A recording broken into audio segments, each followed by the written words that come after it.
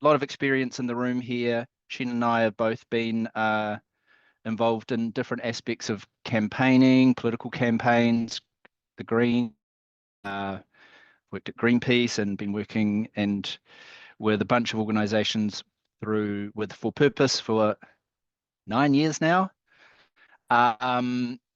which makes me feel a touch old. So today we're just going to be sharing a little bit, 5 points. We thought we'd try and keep it short and interesting.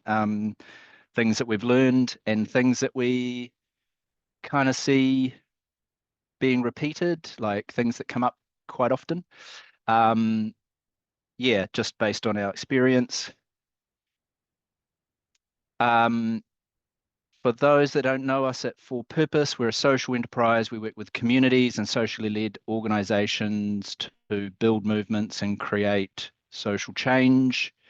We only work with people that we like. We do everything from strategy, comms, social media, website development, that sort of stuff. And if we can help out in any way, then feel free to shout out to us. We'd love to support your mahi. Right, and I just also want to set some context here. So we're talking about campaigning, but the fundamentals of what we're talking about today kind of apply to all sorts of different online activations, whether you are in a union, if you're a political party organization running an advocacy campaign, or even just building your organization. All these principles are pretty kind of universal, but specifically when we talk about campaigning, the important part here that I like to emphasize is that it's about changing power dynamics. So whatever we want to achieve, we need to get the power to be able to affect that change. And that's kind of the fundamental point about why we run campaigns and what we're hoping to achieve with a campaign is really a change in the power of those who have the ability to make the change or make the decision that we need to see in the world. So let's jump into our 5 points. And Chen, I'm going to throw to you for the first one, reaching people where they are. Awesome. All right, spotlight myself. Yeah, this is, I think, a really great place to start. I think one of the questions that came through to us before this session was about what social media platforms to use. And so what I think is important to say up front is that to reach people, whether or not it's in person or online, it must be where they are. So people are online more than ever. But they're not on the same platforms or at the same time, or even using those platforms in the same ways. So a good example of how if you're just doing one tactic or doing a blanket tactic, you're going to reach a certain amount of people, but probably not people from other groups, is with political campaigning. So I had an experience of doing lots of phone banking in the past and organising to call lots of phone numbers. And we called through those phone numbers about 3 times. And there was a chunk of people who didn't pick up the phone. And we were thinking, that's interesting because they're not dead numbers. They are ringing through. And so how might we reach those people? We then decided to send a text, SMS, but SMS is quite expensive in New Zealand. So we had to limit that down and we limited it and we sent messages to people under the age of, I think it was 25, it might have been 30, it probably depended on budget at the time, but send text messages and had a huge amount of amazing conversations that came out of that. Obviously, those people were online, or in a sense, if you think text is online, but not in the same way as the older demographics were because they weren't picking up their phones. Next slide. Cool. But social media platforms in themselves overall are also changing. So this is just some data from Data Reportal, which do heaps of amazing data work on social media across the globe, including New Zealand. And this is a visual from Social Good that just shows over the last kind of few years how our social media platforms have been changing. If you want to click the go button, Kristin.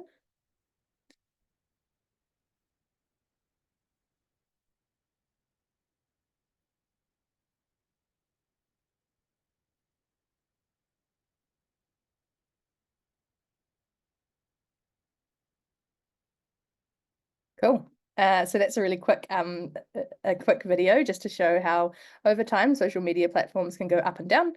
So the amounts of people who are on each of them do go up and down. But what that doesn't show is what I referred to earlier as the fact that different groups are on different platforms, right? So overall, Facebook still seems to be dominating the market, even though it doesn't seem like it sometimes. YouTube's pretty high, but it's not always the best place of the types of organizing work that our kinds of organizations do.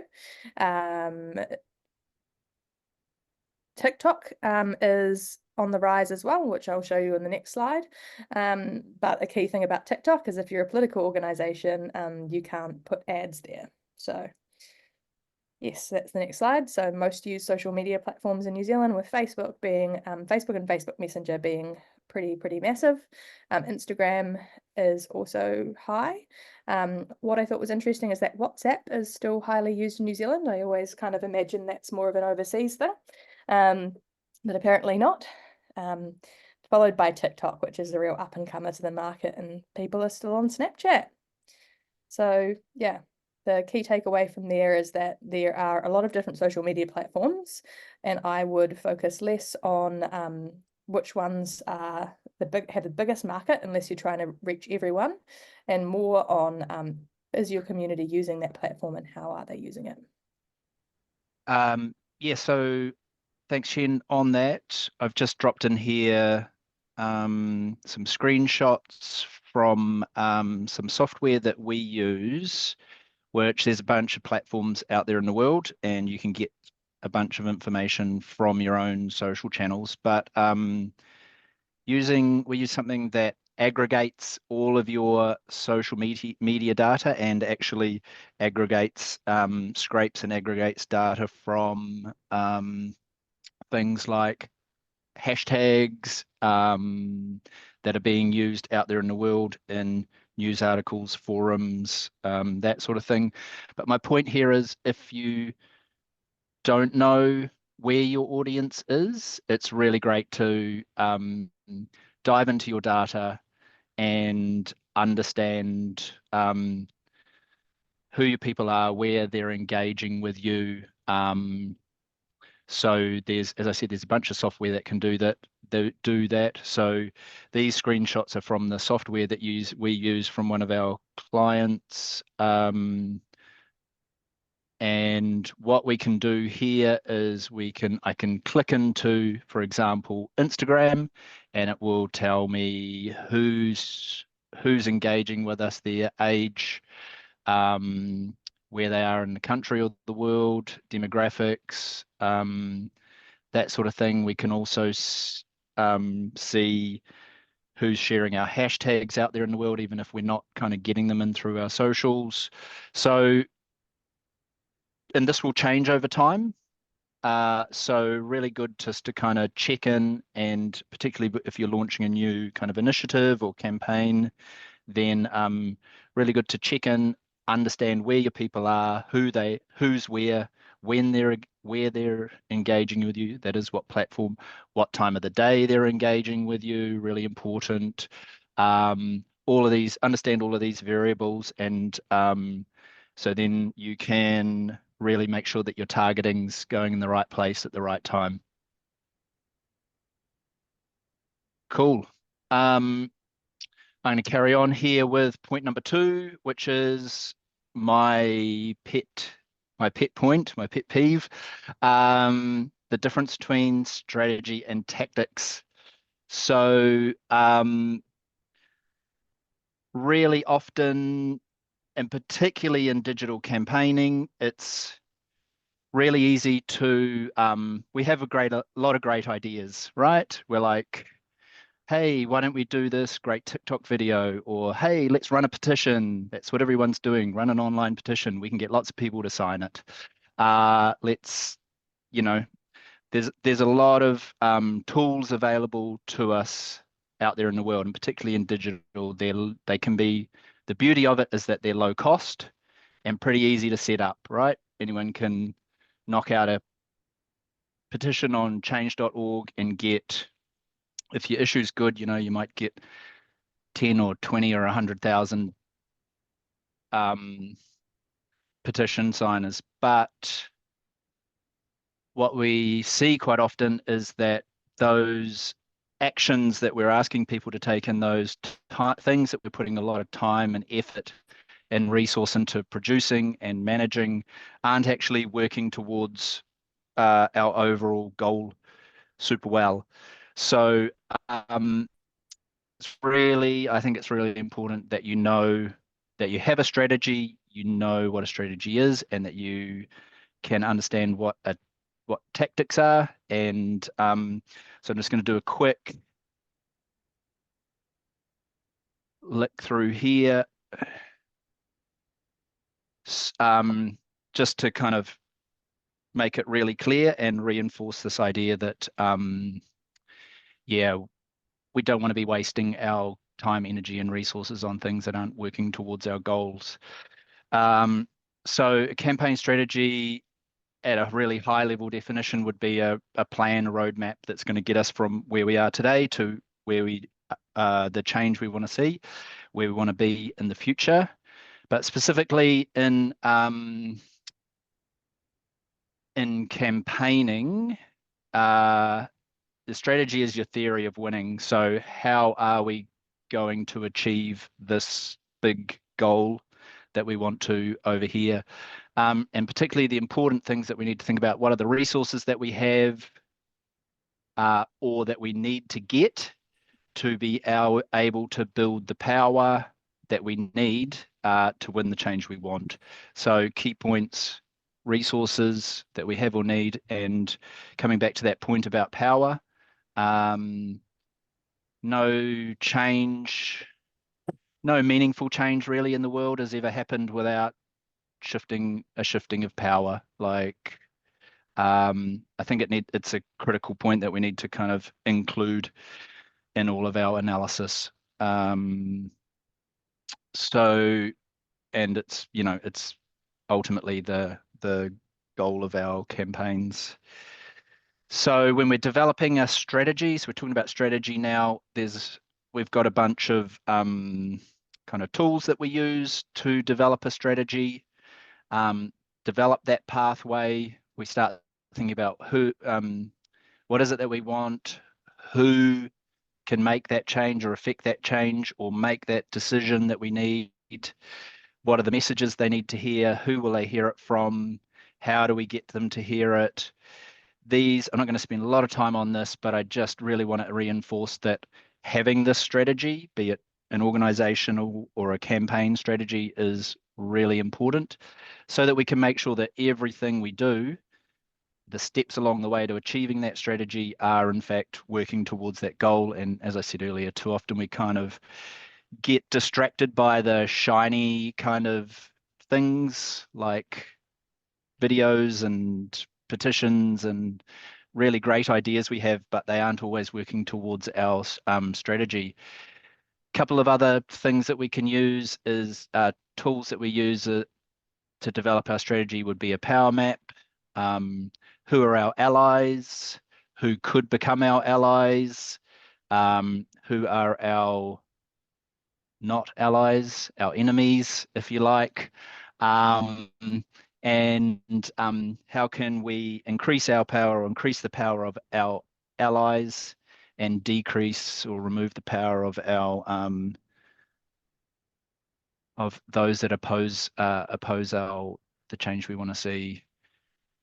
Another one is the spectrum of allies. Again, just reinforcing that idea of shifting power, moving people from being actively opposed, removing their power or perhaps negating their the strength of their position and reinforcing the strength of our allies.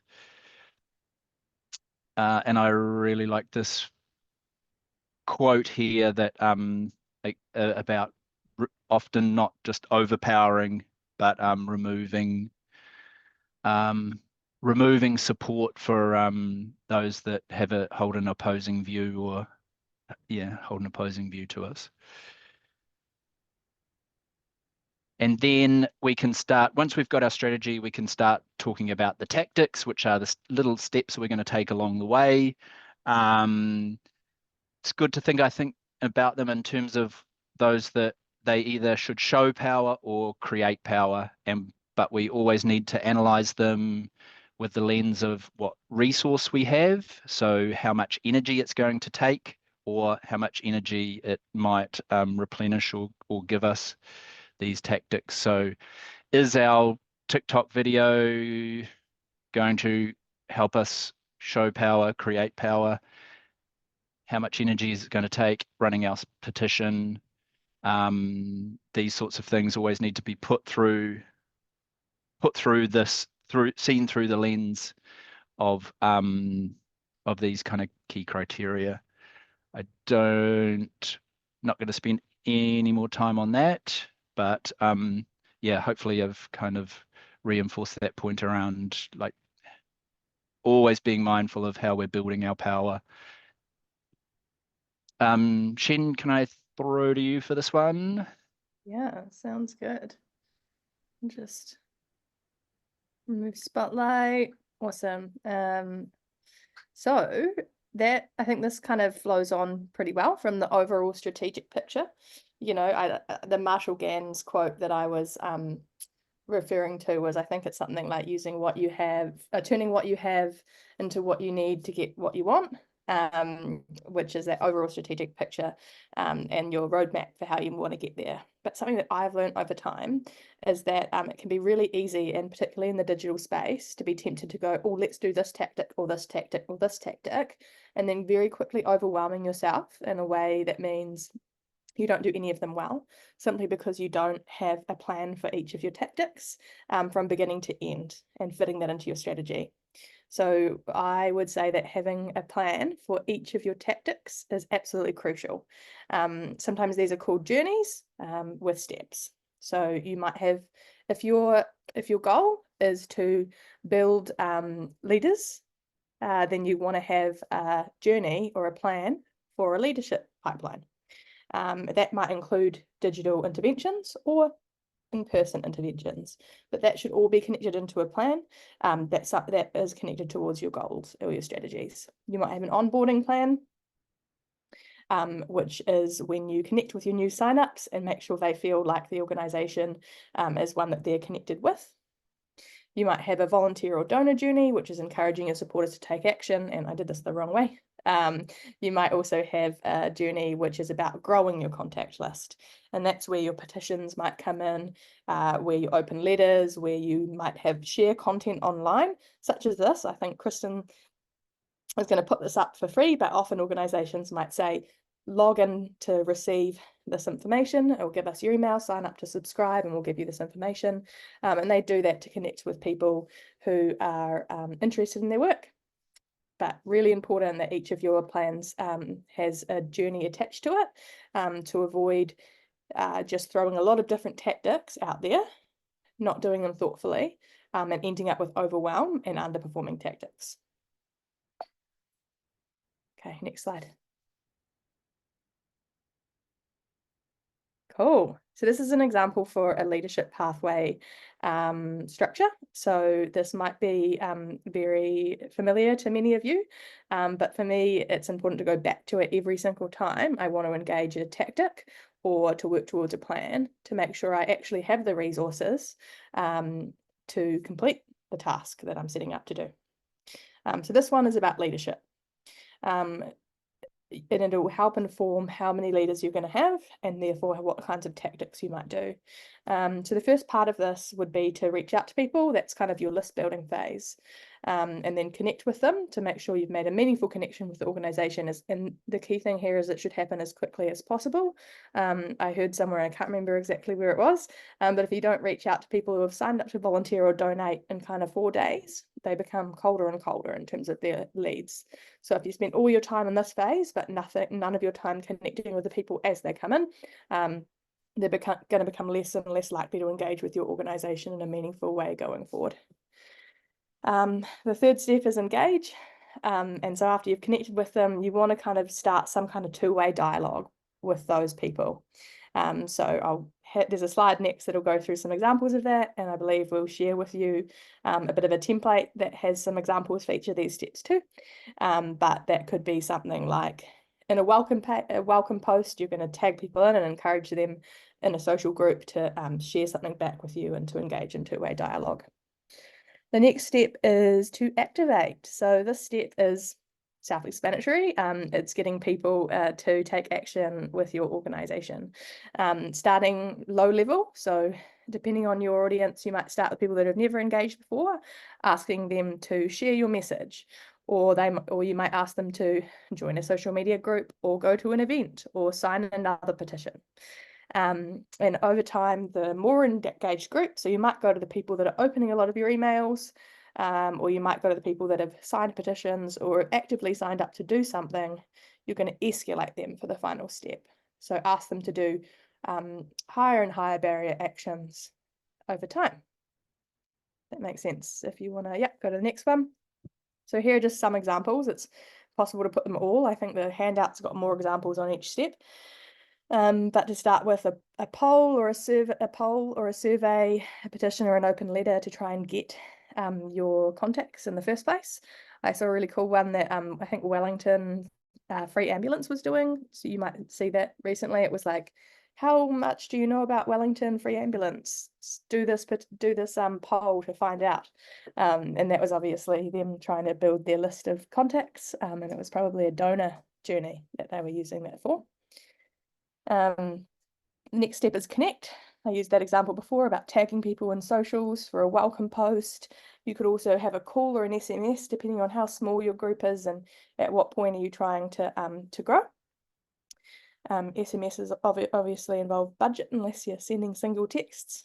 Then into the engage step, you can use things like conference calls. This would be an engage thing, or maybe you do something in person as well. That's totally fine. Or you can have one-on-ones in person or over the phone, but it's about trying to get that kind of two-way dialogue where you're human beings talking to each other, not just a subscriber on an email list. And from there, you're going to ask people to take their first actions. It could be share the message, attend a public action like a protest. And then from there, you're going to increase the difficulty of asks as you moved into escalate. So you might ask people to bring a friend along to the protest action. Then you might eventually ask them to help out with an event you're running. And then you might ask if they want to receive training on doing it themselves, and then run it with you, or to ask them to take on a role eventually. Cool. That's it. Is this me still? And I will come back to the questions in the chat as well. Thanks, Chen. That sounds like there's a lot of steps there, and if you've got a bunch of different journeys that you're going to be trying to manage, sounds like a bit of work. Maybe need some software or a really good spreadsheet to be able to manage all of that. But yeah, do you want to offer a bit more about how you would manage that and how you would know if you're hitting the mark, if you're getting to where you need to, and if your goals are realistic? Definitely. It kind of depends on what tools you've got. The Marshall Gans quote again, using what we've got, what you've got, turning that into what you need to win what you want. And so while it is really useful to have a database to be able to track these things, so with a database you can often check how many people have signed petitions and things like that, or an email system that enables you to see how many people have opened an email, because then you can go back to people that are repetitively opening an email with kind of follow-up actions. I still like to remind myself that people have been doing organising very successful, particularly unions, for a very, very long time. And those organisations have been measuring and tracking their success with bits of paper. They've been doing things like charting, where they, work out everyone in a workplace, what actions they've taken and how to get them to take more actions, things like that. So you can track and measure on a piece of paper or an Excel spreadsheet. It is, of course, easier if you have a database which enables you to do that automatically as people take action. But in the reach out step, some important ways of measuring that are, say, how many phone numbers you want or emails you want. In the connect step, you might want to have a goal around how many people you will reach out to directly and how. And so what I mean by reach out directly is to make it personalized. So if you get a group of people signed up and you just send them one email as a bulk, for me, that doesn't count as connecting. It might be okay depending on if you don't have a huge amount of capacity just to do that, but a much better way of reaching out, especially if you're building people capacity, is to have one-on-one contact with people, or at least one-on-one welcomes. In your engagement step, you might be measuring how many people have joined your Facebook group that have actually interacted with something there. And you might be measuring how many full conversations that you've had. So that's not just you've sent them a text one way, or you've given them a call, but have they responded? Have they had a proper interaction with the organisation? You could also track how many people have attended like a new members night if you are in a union space or something like that. And then you're going to move to activate. So how many event participants have you had? Or some people might also track how many people have taken action and different types of actions. If you are in the union space, you might be thinking about that as a charting exercise as well. So how many of your total work site have taken a specific action and who's missing? And then when you move on to escalate, it might be as simple as identifying how many leaders have you had, but you also might want to track how many people have gone to the leadership training, because that can be a different thing. And these can be changeable over time too. I think a good thing of noticing here is in 2020, when I was running a phone calling campaign, I had a clear plan for stepping up enough leaders to run phone calling across the country, to run door knocking across the country, and then we went into lockdown. And so the entire plan had to be changed. And so instead of having door knocking goals and leadership goals that were based on neighbourhoods across the country, and also having training goals before that, and then having leads goals, I had to change the training goals to be more, because it's harder to run calling on Zoom. So more training goals and less leaders. So that was, had to change the tactics. And so if you're not, if there's an external circumstance that forces you to change your strategy or tactics, or there's also if you're not just kind of hitting them, if you're not hitting them, then like this should, one, make sure in setting these, you need to make sure that these are going to achieve your goal, but you also need to have the resources to enable it, right? So in your example there, you need to be flexible, but you also had to change the way you had to change your resource, right? Resource allocation, yeah. Yeah. Also, and maybe a more online example was more recently trying to run kind of a triple the vote type campaign in a union context. And my goals had been set on ultimately who had done the action, which was harder to track because it was out there in everyday life. So then who had signed up or pledged to take the action. There was a goal for that. But then back before then, there was also who had viewed the page. So I had the pledge on a page, so who had visited the page but not done it. And then before that, I had who had opened the email or who had clicked the email. So if the open rates were not very high, I might go, I'm failing at this point in the journey. So then I'm going to go back and work out why the open rates aren't high. Is my subject line enticing enough? Am I emailing the right group of people? That kind of stuff. If the click-through rate wasn't very high, there's something wrong with the body of my email because people are opening it and they're interested in it. And maybe my email's too wordy, or I don't have enough positive social pressure language in it, all that kind of stuff. So measuring each step, if it's falling below what you would expect, enables you to then go in and hone the part of your process which is failing or underperforming. Does that Cool, answer? thanks, Chen. Yeah, that's great. Let's go to our last point, which is going to hopefully tie everything together, and reinforces, what I said at the start, that these principles are all pretty universal, and that, yeah, they can be applied to whatever sort of campaigns. You want to talk about, like, why online campaigning is just campaigning?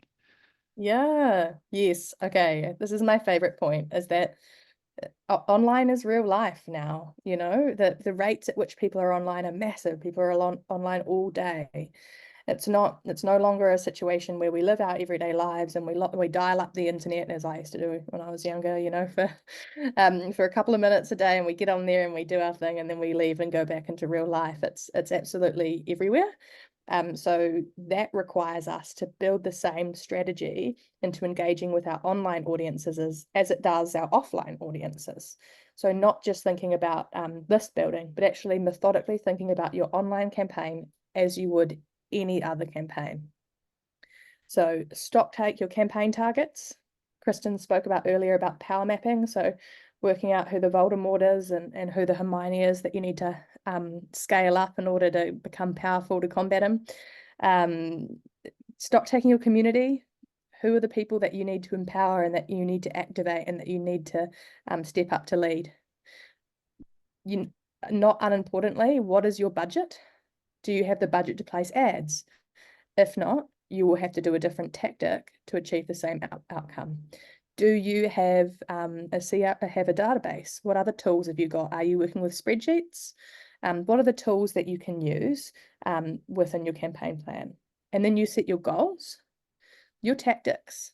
Each tactic has a pipeline or a journey, and you timeline it all in. So you can make sure you're tracking towards your overall goal and your strategy over time. Cool. This one is one that really hit home for me. There is I'm assuming it was sometime in the chat, you can put that article there, but it notes in the article that there are a lot of organizations out there that have built these vast empires of leads, of emails and phone numbers. And then what they do with those is they send them emails and they'll send them newsletters over and over and over again until their open rates decline and their click-through rates decline and their unsubscribes increase. And one of the reasons that happens is because while they have got people interested enough to sign up to their newsletter, they haven't actually meaningfully engaged with people as people. They're treating their online leads as if they are not people. And so more effort needs to be put into actually making sure that we're reaching out to the people on our lists and treating them as a community and not just an email. So down there, you can see it kind of talks about using your tools and your tactics and resource development in order to actually have proper supporter relationships as not just one-way email communication. Cool. I think this is really important, right? Because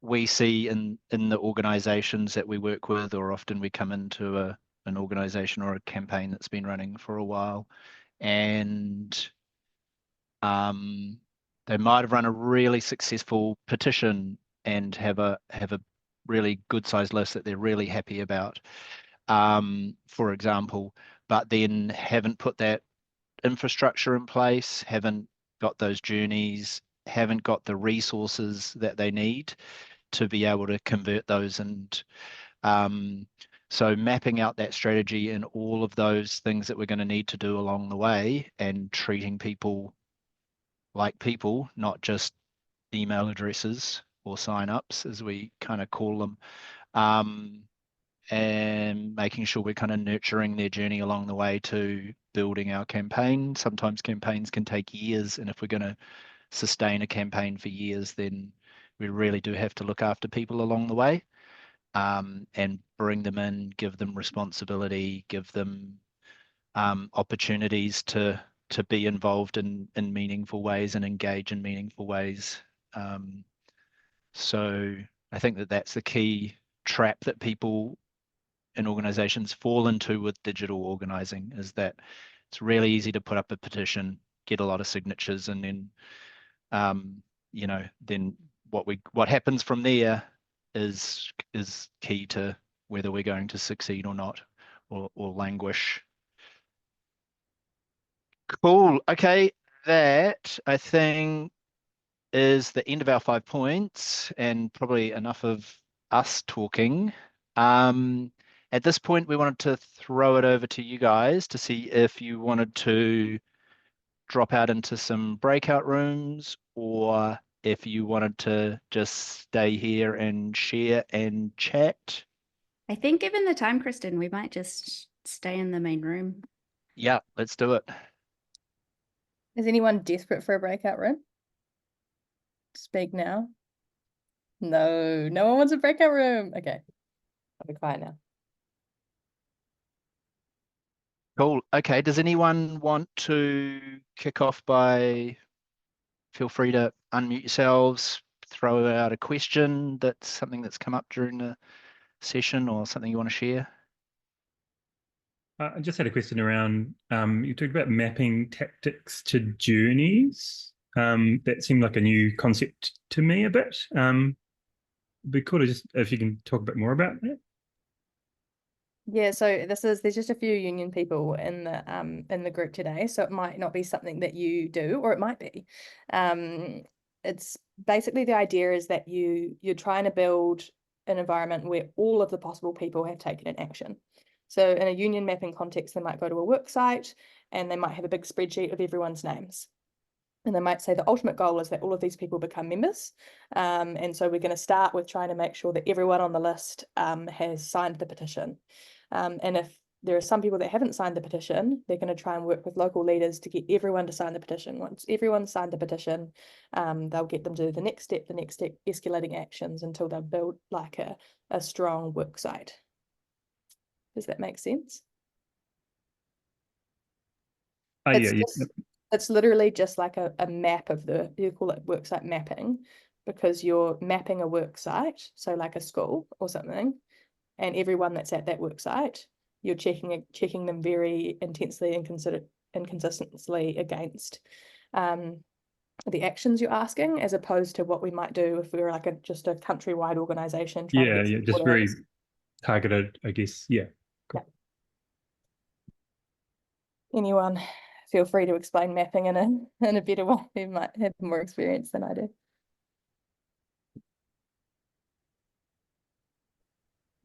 Maybe just to throw it out there, another time you might use actually really similar mapping would be if you were trying to get support from a majority of MPs or a political party or something. You might have the list of all of the caucus members. And even though our voting system works very differently to, you see it in the United States, you see them doing charting of votes. In our system, it's much more party-based, but you would still want to reach out to all of the key decision makers, and that might be 60 to 100 people, So you'd have a chart on the wall or a spreadsheet of who you'd reached out to. Yeah, that's a really nice example. Thanks, Nick. One campaign that springs to mind that we've worked on is recently the Access Matters campaign around getting accessibility legislation, and we did exactly that. It's a great kind of tactic for getting volunteers involved and giving them something to do and empowering them. Training, so we did training, gave them resources, and then, yeah, mapped all the MPs and got them out making those visits. So yeah, that's a really good example of a tactic that served multiple kind of purposes.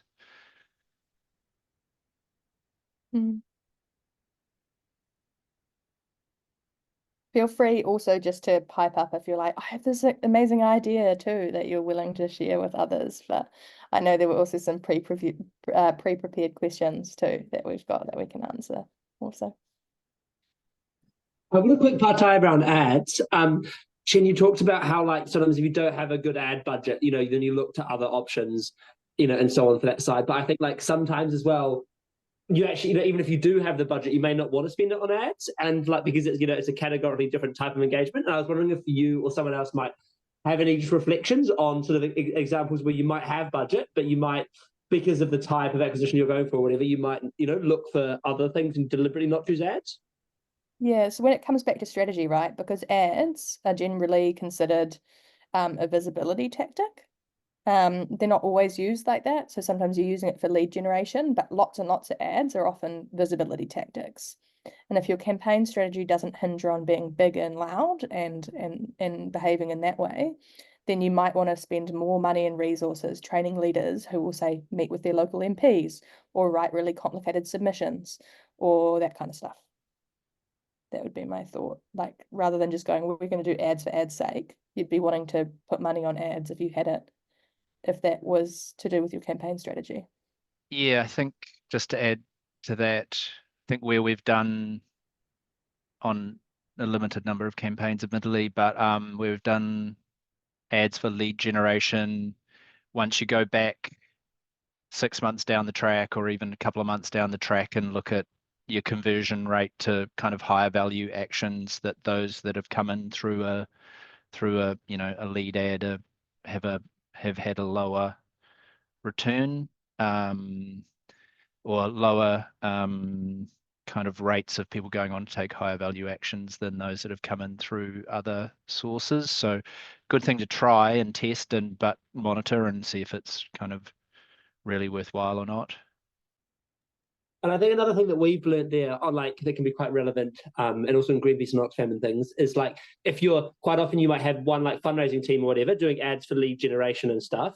And then they obviously, you know, they might have a massive amount of people seeing those ads but not clicking on them. And while your comms team might have specific visibility ads, you know, but and a much smaller budget, but your fundraising team might obviously so many people are seeing that from visibility, but you're not actually seeing it through a visibility lens. And so your comms team, you know, might not even be looking at it if you're and that's something we've learned a lot is that there's so much opportunity. Why would we spend, I don't know, $2,000 on comms ads when we're already spending $100,000 on visibility, you know, on ads that people are seeing anyway, but may not go through a comms lens. So I guess it's also just like being taking a stock of both of those, eh? Yeah. And some of those ads can serve multiple purposes, right? Is that what you're saying? Yeah. Everything should be synchronized. Yeah. Yeah, Katie has got a message in the chat as well about anyone who's used Facebook Messenger or WhatsApp, how in the way that we've traditionally used email. I've managed to use WhatsApp, not so much Messenger, but WhatsApp and Facebook groups for community building. I have also personally reached out to people when I was organising locally who had liked pages that were in line in order to ask them if they were keen to volunteer. That's as far as I've gone because New Zealand's spam restrictions are like quite intense. So the example was in Australia, which just makes me nervous, basically. In Australia, political parties, and I'm not sure how that works for other groups, can essentially use a random number generator. They're not subject to privacy laws. So you can just text people and it's really cheap. And you can use your own phone number or like an online phone number and just text people. In New Zealand, it's stricter. And so generally it's safest to use a 3-digit short code to text people. That becomes really expensive. And then that means that I'm just not sure about and this is, you know, an environment you can continue to test because there are apps that let you kind of WhatsApp message your lists. I saw that Air New Zealand's starting to do it. But it's a bit of a grey area in New Zealand because of our SMS laws, is what I would say. Unless you're physically just messaging these people. Like if you want to scale it up and use some kind of tool to blast message. Katie, you guys have used Facebook groups a bit. Are you able to kind of put you on the spot and ask you to share your reflections? No, I don't know if I've got anything useful to say about that. That's okay. Yeah, sorry. Difficult to manage, I think. Yeah. All good. We've got, I think, probably another minute if anyone else has got anything. Otherwise, we might try and stay on time and close shortly. Has anyone got another question or anything else they want to share? There's one more in the chat. Oh, yep. Have you seen got any examples of qualitative surveys of people about why people took action via digital channels, e.g. what were the logical mental triggers that made them take action? So it's kind of a comms question. What makes people click on the Facebook ad? Is that, yeah. I feel like you would know more about that, Kristin. I think it's quite hit and miss. It's hard. Sometimes you do something, but yeah, something that's like, oh, you've got to click this to see this new information. You know, it's very similar to spam marketing, except we're doing it for good. You just gotta want to make people really want to do it.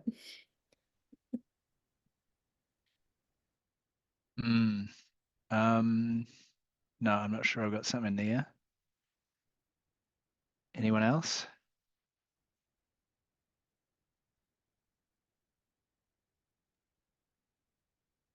In this same way as when you're making your email subject lines, you know, think about what might make you intrigued to learn more or to take action.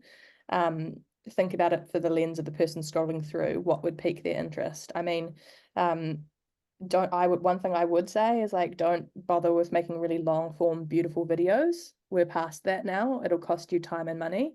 It doesn't have to be perfect. It can move, like make a GIF or something, but don't spend all your money making a 10-minute long video. People won't watch to the end. Like giveaways? Yeah, that sort of thing we're talking about. People love the Reo Māori hoodies, and we've and for Te Wiki o Te Reo Māori campaign, the people are always after the hoodies, and a lot of people will have will take an action to try and kind of win a hoodie, and in that instance it's pretty genuine, and people, you know, people will take those actions, and they're not just people will show up, take the hoodie and run, but that's been kind of, yeah, quite a fun kind of thing to do, and telling some of those stories about maybe using it, like, why do you think you should get a hoodie, or why do you want one, and then following up with them, getting a photo and making it a kind of a bit of a personal kind of a story opportunity as well. It's quite a, if you're going to do something like that, to kind of maybe wrap a bit of a story around it and use it as an opportunity to get people to share why they're doing it, or why they want something, or yeah. And then there's also just the basic comms things, right? So, you know, lead with your values, have your vision, build urgency. Why is it important? Don't write all of your statistics in like 8 pages and then try to share that as a Facebook post, even though you're really smart and you know that, like, that's not what your audience wants to see. Go for the emotional feels. Like the last time I ran a bunch of digital ads, people loved the image that I called like dudes eating toast, which was just like these 2 young kind of flatmates, or, you know, I don't know, living together, smiling and like eating toast together. There was obviously something in that image that really hit with the younger audience because it was like really relatable. Equally, everyone loved the like mother and baby photos. So the feeling kind of values-based stuff is important. Yeah, less text on your Cool. images. Okay.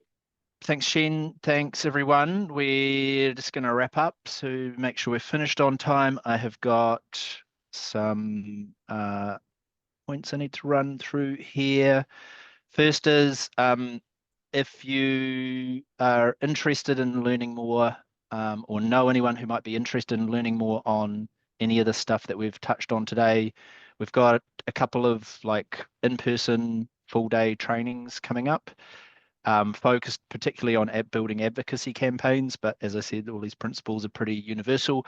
We'll dive into that kind of creating strategy, tactics, developing journeys, all of that sort of stuff in a bunch more detail. We'll send out a link to those, but coming up in one in Auckland, one in Wellington, coming up October, November. Would love to, great opportunity just to kind of get together in person as well and learn, network, share. So keep an eye out for those. We've got 2 other sessions coming up over the next month. Framing and messaging for movement building with awesome Anna Jackson. Hi, Anna. And storytelling with community with Zenaida and Anna. These 2 things are kind of at the core of what we do and how we think we build effective campaigns or how we create effective social change. These are pretty fundamental. I really recommend these. These will be the same format, 1 hour over lunchtime, and we'll send out links to those. Be lovely to see you there, and great if you could share the word. And we're going to send out a survey. Really love to get your feedback. Did we pitch this right? Was it too simple? Was there other stuff that we should have covered? Anything, don't be shy. Tell us how we can improve this or do better. We'd love to have your feedback.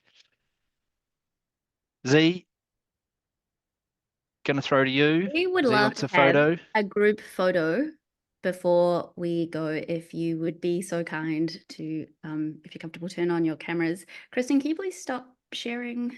Yeah, I can. Have I got any more slides? It's okay.